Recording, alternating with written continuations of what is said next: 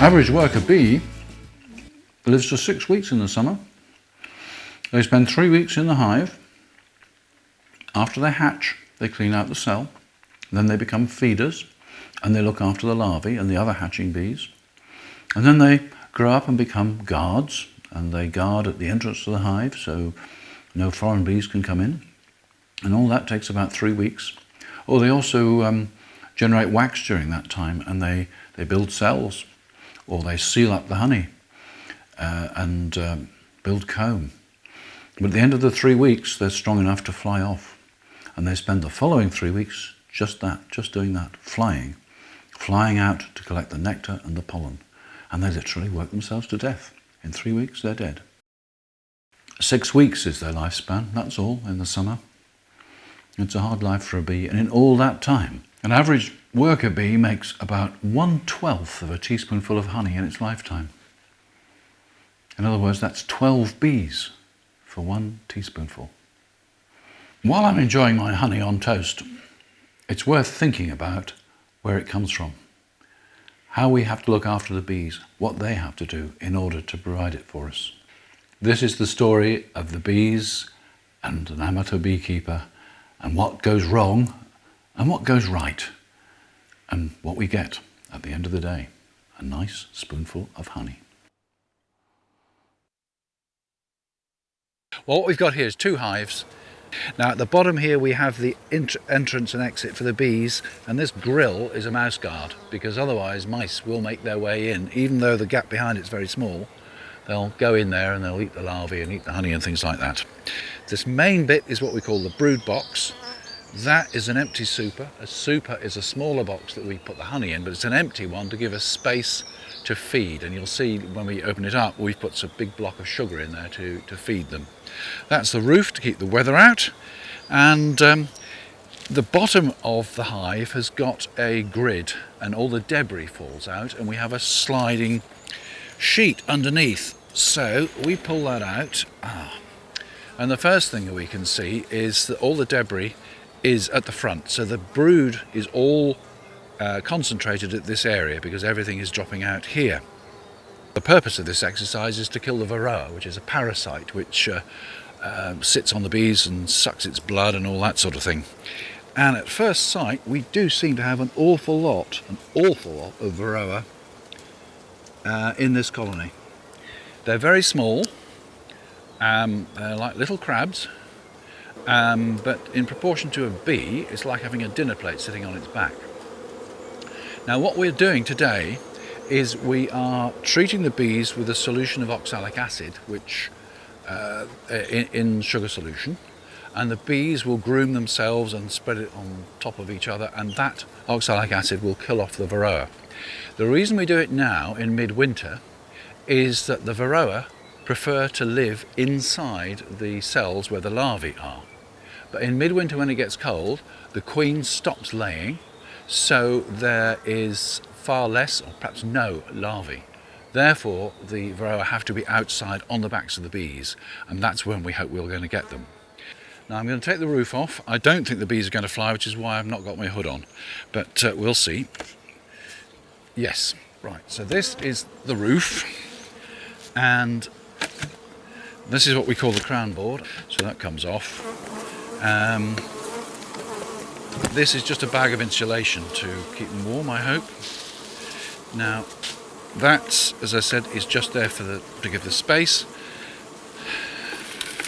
That's a bag of sugar, or sugar fondant, and I hope that they have actually started eating it. Oh, they don't seem to be, I'm afraid. Not much, but you can see there are some bees there.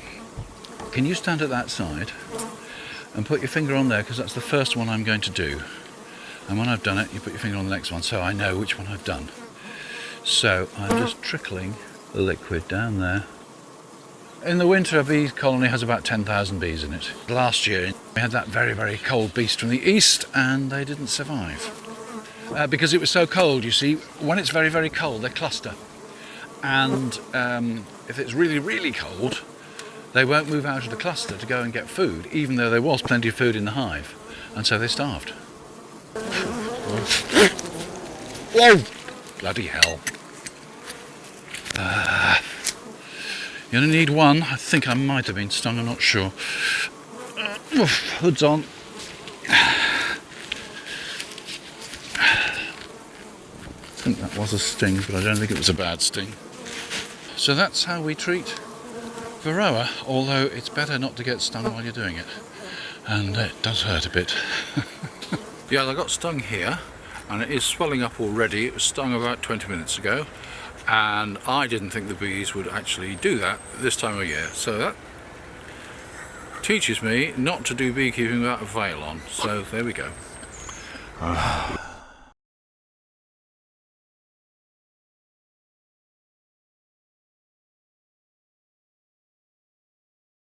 We need to get in the cupboard to get the smoker and so on out. So we start off with trying to get the grate back into it. We start off with newspaper or something like that. We burn egg boxes, cardboard, pine needles, wood chips, and sometimes we shove a bit of straw in with it. That's lovely, just one of those. Super. Right, I've taken my hood off before I light anything, because if I get a flame it could come up and burn through my veil, and then that wouldn't be any good at protecting me from the bees. The key thing is being able to keep the smoker going, because the last thing you want is to pick it up at the crucial moment and find it's out. Reason for the smoke is that it makes them think that there might be a forest fire or something, and their reaction to that is to abandon the hive, and the first thing they do is go back into the hive and stock up on honey. But because this is the first inspection, I'm actually going to lift this off the base. So we put that down there. Sometimes it can be absolutely full of dead bees. There's a few in there, so good news. There's that bee gym, which is a device to try and get rid of Varroa. So we're going to put one of those in there. And the idea is basically the bees just rub themselves against it. And these Varroa, the little mites which sit on the back of bees, which are parasites, they get knocked off. So when the bees come in, they can crawl over it, and hopefully they will do themselves. Right, now we're going to go through this hive and lever up the frames. Replacing, yes, can you move the smoker away? It's really choking us all. Right, that is quite a lot of stores in here. A little bit of pollen. Have a look on this one. Can't see the queen. There's not a lot of bees in here, so it would be relatively easy to see the queen if she was here. You can see right in the middle there some biscuit coloured cells covered over, and they are brood. That's capped brood. You can also see little white larvae in some of the cells near it, so they're beginning to develop. It's a very small amount of brood. Good, well that's quite encouraging. I would think this hive will have 6,000 to 10,000 bees at the moment. Of course that builds up to a much greater number in the summer. Now I'm going to give them the fondant because they obviously like it. The bee space under here, in other words, the grill is at one level, but there's a small space underneath it, so that if I put this on like that, I'm not going to squash any bees because there's room underneath the middle part of it, and then I'm going to turn it like that so any bees on the edge will get knocked off without being hurt. Then we put this pillow in, which I use to give them a little bit of insulation, and then the roof goes on top of that, and that's that. Now if you can actually see, that bee there has got pollen, it's taking pollen in. See the little pollen sacs on its back legs. So it shows that something's in flower and they're finding it, and they are benefiting from it. So that's good. From now on we're going to look in here to see what there is in the way of brood, to see what there is in the way of stores, and hopefully to see the queen. Stores are usually on the outside, so this first one, which is recently drawn, because this was a new frame I think last time, that's drawn, and on the side facing you it's full of honey, I think, by the weight of it. Yeah. Yes, if I turn it back you can see that all those cells are sealed, and that's because they've got honey in them. And we'll go for the next one, which also is absolutely full of stores, but that's not as fresh as the other one, so I don't know whether they don't like it or what, but there are several kilos of honey in here. This is absolutely full. What I need to show you, which I'm surprised at, is this one here, which is what we call a queen cup. That's the start of a queen cell.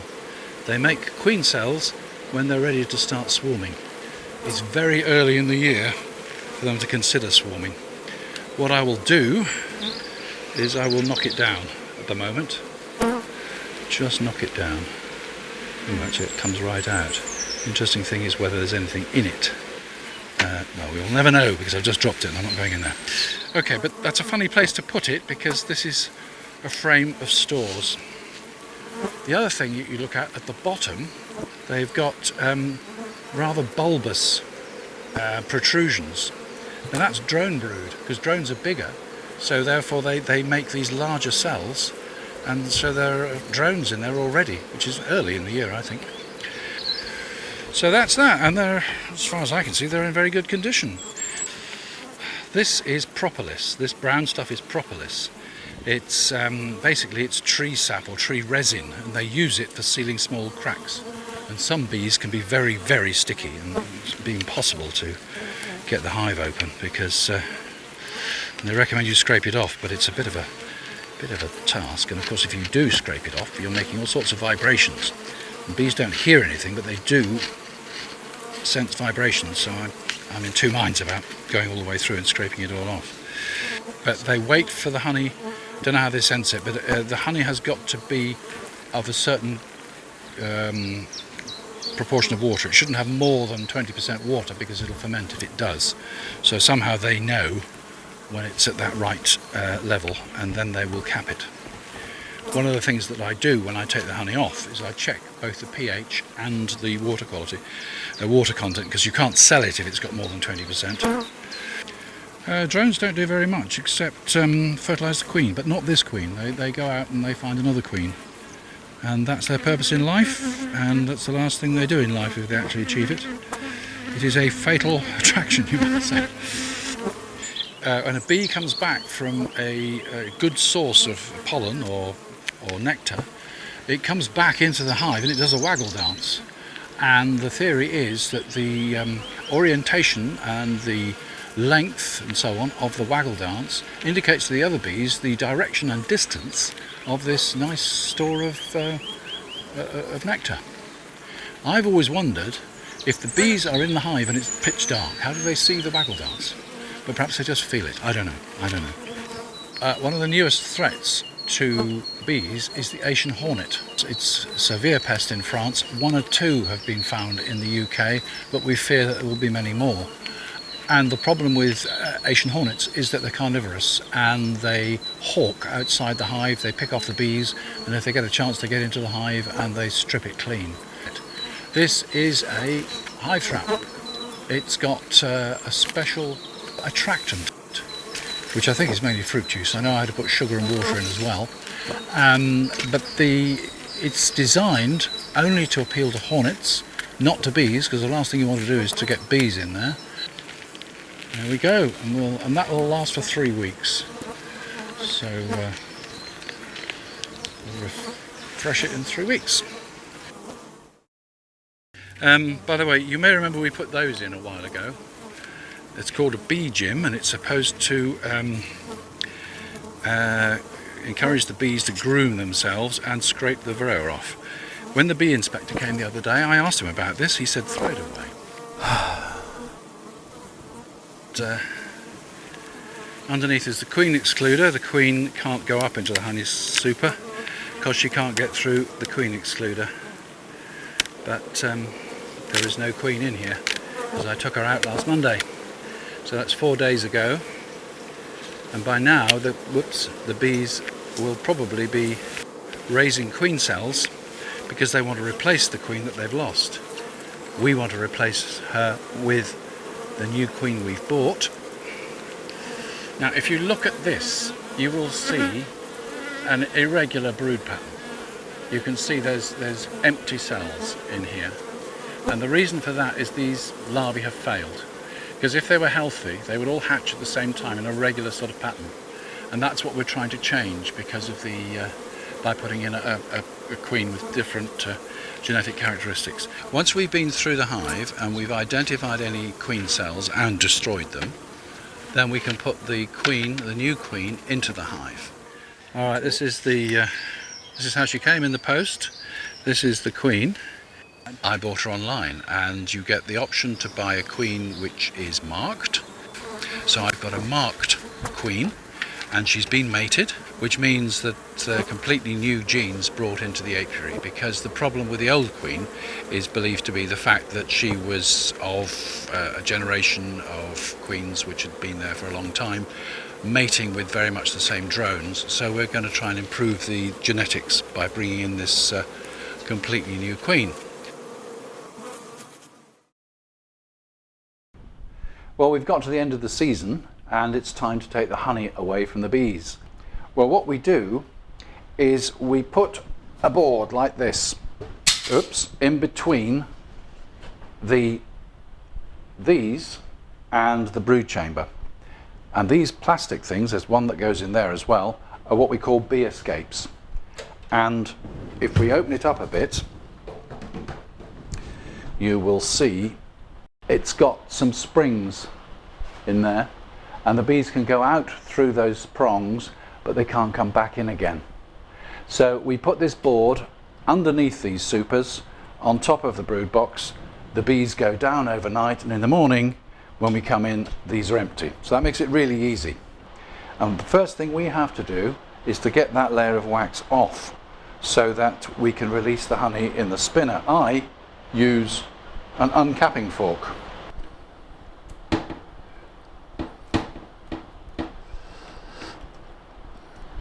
There you can see the honey glistening there. Now this goes into the spinner. So that goes in there like that. This takes 3 frames. This is a simple centrifuge. It's called tangential. Now that means that one side of each frame faces outside, because the cage which we put them in is a triangle. I spin it relatively slowly to get the honey out of the outside.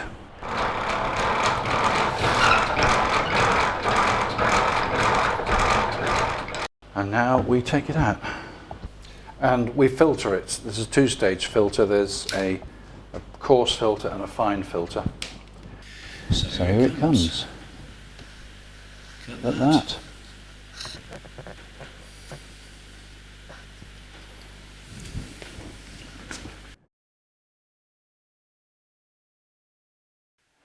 So we come to the final stage. As we've seen, the honey has been drawn off into this bucket and it's been left so the air bubbles rise, and now we put it into the jars. So here we go. There it goes. The key thing is to turn it off just at the right second. It's quite satisfying to finally get the product, because we started this in January when we, in the depths of winter, treated the bees for that parasite, Varroa. And if you'll remember, I got severely stung, but this is what they give us. This is what they give us in return. This is what compensates. So it's all worth doing in the end. Remember, if we didn't have bees, we'd lose an awful lot of food, because all the nice things, all the fruits and so on, are pollinated by bees. Wheat and other cereals are pollinated by the wind, but if we didn't actually have bees, as I say, fruits would not be available unless they were pollinated by hand, and that's not really a realistic prospect. There we go. Look at that, nice and golden and thick. In fact, I could do a bit more than that. There we are, lovely stuff.